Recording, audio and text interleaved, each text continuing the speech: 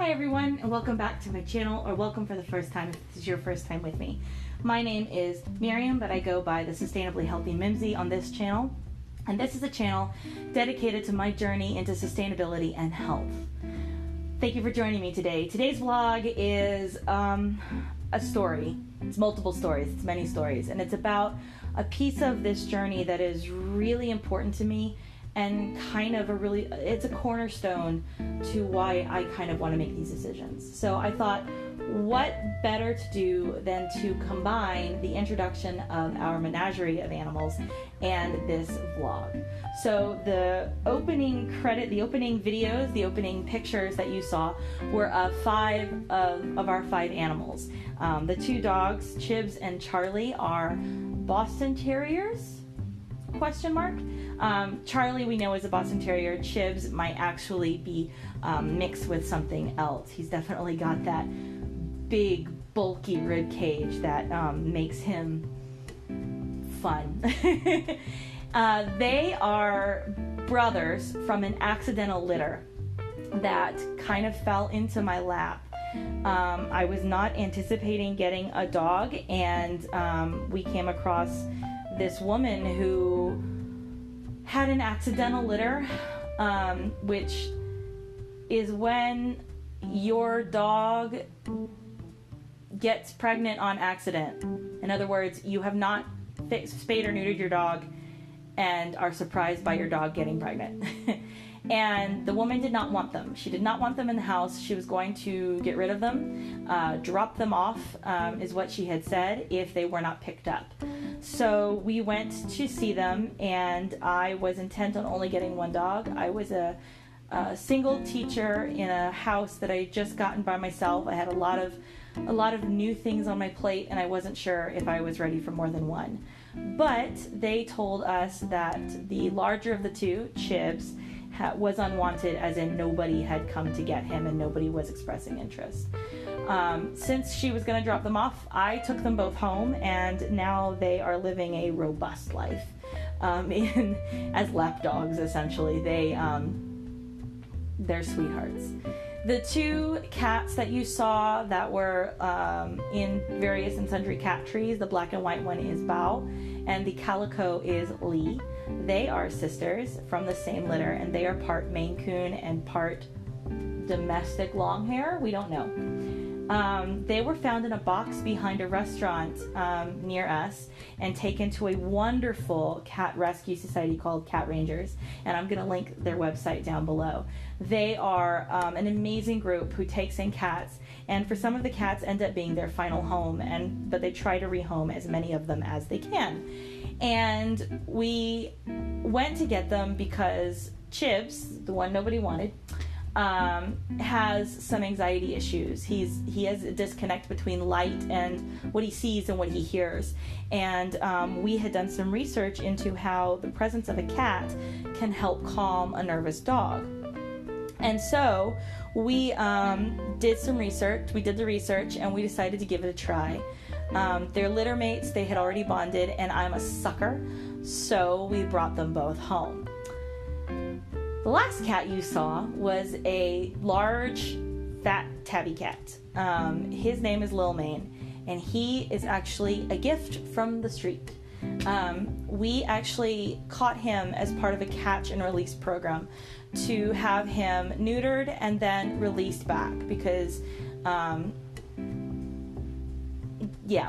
did not want to bring another cat into the house. And we went and released him, and when we released him, he was attacked by the other stray cats in the area. So we felt really uncomfortable doing that again, and we at first brought him into our garage, and he was an indoor-outdoor cat, and now he lives full-time in the house with us. So that's how we got our 5 that you saw in the opening. But I am hoping she's in frame. There is this little wonderful bundle that I have with me here. This is Mien. Mien is a 6-week-old tabby kitten, female, who we have had for 3 days, and she's getting scared. She's getting scared because one of the other cats is rummaging around the house. Mian is a feral cat, so she is not used to anything. She wasn't used to a blanket when we brought her in. She wasn't used to, still not used to the sound of running water or of my electric toothbrush. She hides when we open the door, and she won't eat if my partner and I are not in the room. So she is completely feral, but she is now the next piece of our little brood. So I brought her out today for this vlog to talk about local ecosystems, particularly mine, because that's what I have experience with, but with everyone's local ecosystems. And I guess particularly about the choices that we make and how they affect the creatures that we share this place with. I am not going to sit on a high horse and tell you must do this or you must do that. What I really want to do in this vlog is talk about my experience and also and the choices I've made and the recommendations I have for anyone who would also like to live in a place in community with the other living creatures on this planet. So I live in a mountainous area. I mean, okay, mountainous. I'm not talking Rockies. I'm talking like foothills. Foothills that lead up to the Appalachian Mountains in northeastern Georgia. And so because we live up here, we see a lot of birds of prey. We've got hawks. We have turkey vultures. We also see a lot of regular American black vultures. We have snakes. We have deer, we have rabbits, armadillos, the whole 9 yards. Turtles. Oh, turtles. There's a story. One time the dogs cornered a turtle in the backyard, and I have no idea where the turtle came from because the closest body of water is a solid, I don't know, maybe not half mile, but yeah, no, half mile down the road. So I have no idea where the turtle came from. But we get bluebirds, we get blue jays, we get cardinals, we get a wide variety of animal life, and I absolutely love it. About 5 or 6 years ago, an injured vulture got trapped in our neighborhood, and I cared for him for 2 days until a bird rescue came and got him and took him to their place to care for him. So I love living up here with all the wildlife. I hate living up here and seeing the way that our society has decided to treat the wildlife. Those same vultures that I was just talking about were essentially kicked out of my area because people were upset that they ruined their time at the local park by their presence. Nature ruins someone's experience of nature. Oh man, it broke my heart. I hate that people don't slow down even for a squirrel. That's a big pet peeve of mine. And I hate when people drop off their cats on our street. And it happens. We've seen it happen. People will drop off their cats in our street because it's a cul-de-sac. And they think that if they drop them off here, they won't get run over by a car and they'll just be fine because someone will take them in. Well, one, my partner and I do not have the power to take in every single cat. Two, this is a very big area, and the cats that we saw last year at this time, we have not seen. They can travel great distances. They can get hit by cars, or maybe they're taken in by somebody. We don't know. So it's not a guarantee that if you drop off and abandon your cat in a neighborhood that someone's going to take them in. Further, cats can do a lot of damage to a local ecosystem. They can destroy a local bird wildlife, and they catch them for eating and also as play. I mean, every living creature plays, and they'll catch them and kill them as play, but also for food.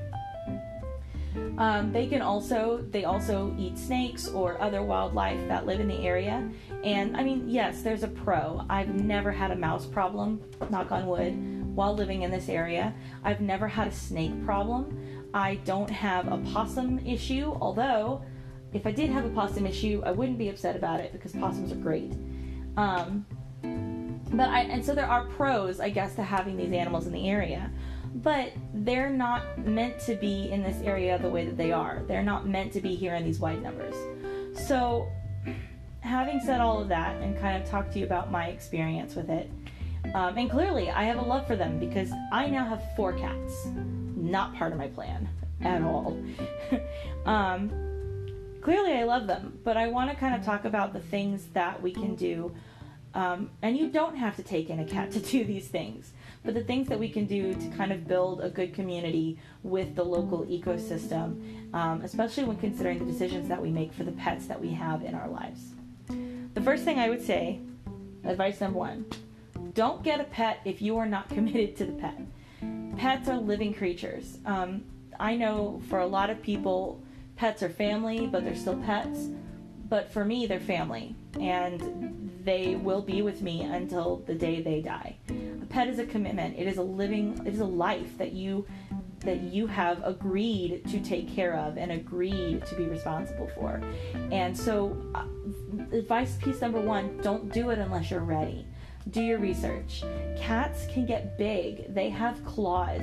Oh, and by the way, do not declaw your cat and then especially release them out because they will die and they will not be able to defend themselves. That's a whole nother vlog. So do your research. Get a pet that's right for you if you're ready to make the commitment. I'm not here to tell you that you must rescue or that you must do this or must do that. If you are searching for a specific breed, that's fine by me. I know that my parents did that because they had small children and they wanted to make sure that they had a pet that was good for small children. And I'm not here to judge anybody on that, okay?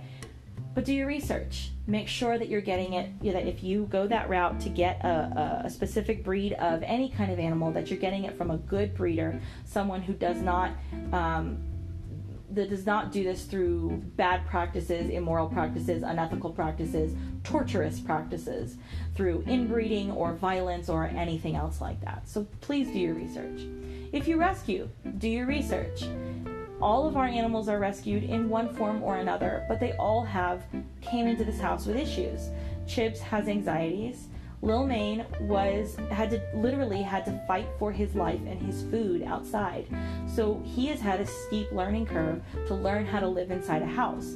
And that is not an easy thing for anyone to take on. Mien here, she's got a steep learning curve. She's a feral cat.